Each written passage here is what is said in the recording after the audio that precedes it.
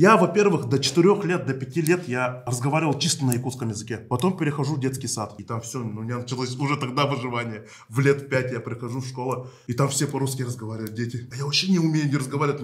Это выживание. Друга нашел себе вот в детском саду. На якутском Да, разговаривали? я только с ним. Чисто.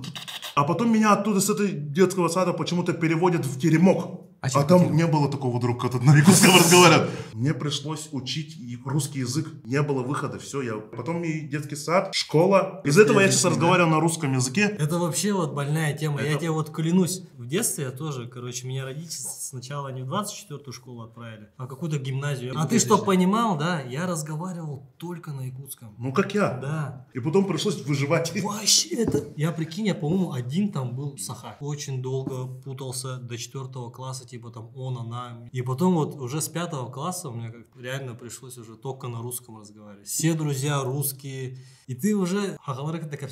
Они с тобой на якутском, а ты на русском, короче, понял? Типа... Вот наше поколение, все, наверное, такие, да? Или большинство, наверное. Есть улусы, да, деревни, которые там чисто русскоговорящие. Я, например, в детском саду переехал в Батагай. Там чисто по-русски все разговаривали. Я тоже чисто на русском разговаривал, а потом резко переехал в другую деревню. А русский, якутский, короче, вообще ни туда, ни сюда. Вообще. Я до сих пор так, наверное, разговариваю.